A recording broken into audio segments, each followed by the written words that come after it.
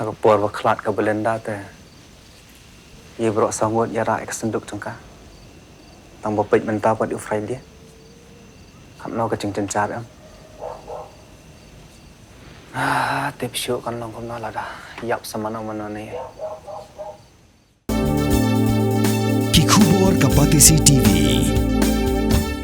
Manus nam daki lakbon ki bakwa penpinda beke MBBS Henry Kindiat e ki bapas ke admission kalap li ha Emmanuel Coaching Academy epi join menta pinyo e ki kot bat ki e-materials kin don ru ki mock test ban pin kraya pi na kabenda ka neat. Ki Pulit ke Ribhoi district kila kem ya we Runar ubalatip Kyrteng kum ujahul ali ubasa hakra kalimio kabahap hapok ka Alwar district jong ka jilla Rajasthan halor ka Dawa Pisa lingba ka social media kabashushnath hok haga Kyrteng jong we officer Pulit IPS ubadeiru superintendent of police Barim ka Ribhoi district.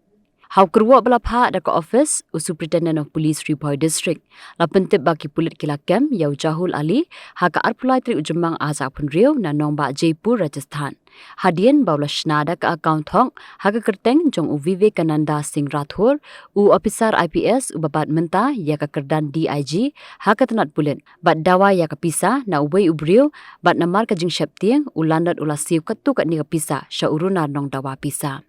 Ka jing kem ya ujahul ali kalong hadian bala pelong ya ka jing tokit ke babenia bat na ka jing arab kita nak sentian. Hadian ka jing yo pediang ya ka jing ujuar ki Pulit ka nongpok police station kila register kes hapok ki kendon jong ka Bhartiya Nyay Sanhita bat hapok ki kendon jong ka Information Technology Act. Ki Pulit kila pelong syuk ya ka jing tokit ke babenia halor ka ni ka jingja.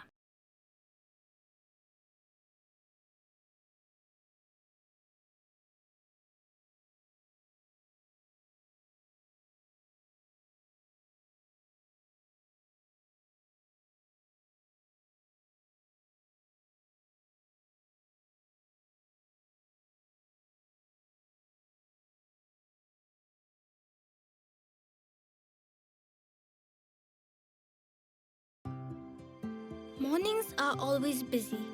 Everything feels fast. I hear mom shouting and I'm trying not to be late. Outside, Shillong is already awake. Cars move slowly, horns are loud. It feels like everyone is in a hurry. Then the STEMS bus comes in, bright and yellow, always on time. The caretaker waves and I feel okay. Inside, we laugh and sing. We share snacks. We help each other with homework. It feels nice.